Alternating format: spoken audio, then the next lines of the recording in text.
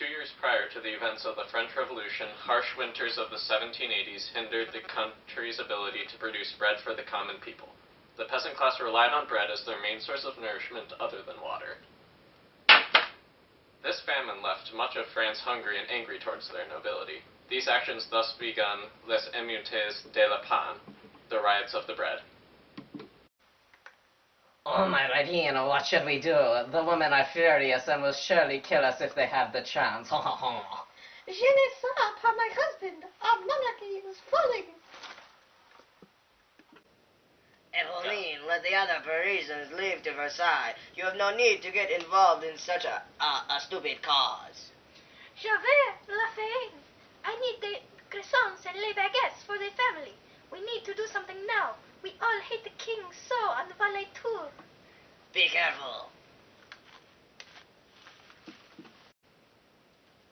Many Parisian women walked roughly 16 kilometers with thousands of other women to storm the palace of Louis XVI.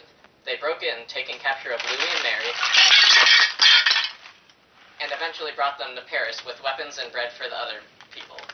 This brought up the morale of the others. Javert, the National Assembly is now in Paris. What for? To take away the power of le roi. The government is also trying to pass the civil constitution of the clergy, which will take away the portion of the church's land and put the church under the control of the state. How does the bill affect us? It doesn't, unless you're an atheist. Because this bill is passed, the church both lost land and also a large amount of political strength, which it relied on earlier. We must leave now. I hate l'Assemblée Nationale. We must leave for La France immediately. Yes, we must have a counter-revolution with the help of Austria. Oui, oui, my king. In the summer of 1791, the royal family sought to escape Paris and initiate a counter-revolution while they moved to Austria, a safe area for the family. Marie Antoinette's family was from Austria, which meant that it could act as a safe house for them in the meantime. You there, who are you? I am but a peasant man. Ha! Pas question! You are the king of France. You are under arrest. While attempting to leave the country, they were eventually caught in the small village of Varnes. This caused absolute hatred for the monarchy and was one of the main reasons why Louis was killed in 1793. You know who I really hate? Our king. He doesn't even care about us. Our nation lacks la fraternity necessary to function. I hate him too.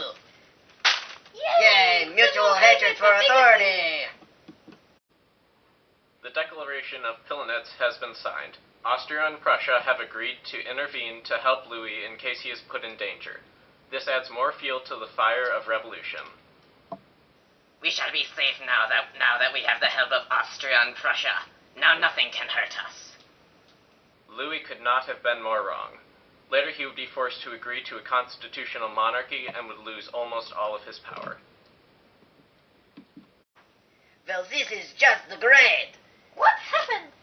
Now we all of Austria and Prussia turned against us with the Declaration of Pillnitz. They signed it as a warning to force the revolutionaries to give Louis back his power. Well, that was a stupid idea on their part. They should well know that it will only feed the fire of the burning flame of revolution. They should know they can't put a country to rest because of a measly piece of a paper. In September of 1791, the National Assembly turned in a draft of the Constitution to make France a republic. Louis XVI, already hated by most of the population, sought to regain the favor of the people, so he agreed to the contents of the treaty. What a shame. I have no more power. I have been forced into this, quite possibly with lose my head. L'Assemblée Nationale will adopt this constitution, and I will be no more. Javert, our revolution has been a success. Why? What do you mean?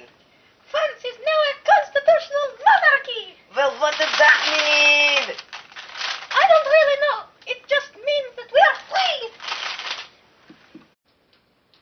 Many of the common people did not have any substantial knowledge on politics, which meant that they were not immediately sure on what a republic was. It mostly meant that the ruler was a sovereign ruler who reigns but does not rule. It combined the National Assembly and the monarchy, which greatly pleased the people but was a curse to the nobility. So in conclusion, the explained conflicts were a very important part of the overall scheme of the French Revolution. Thus began the radical stages of the revolution, separating the mostly nonviolent riots and all-out chaos.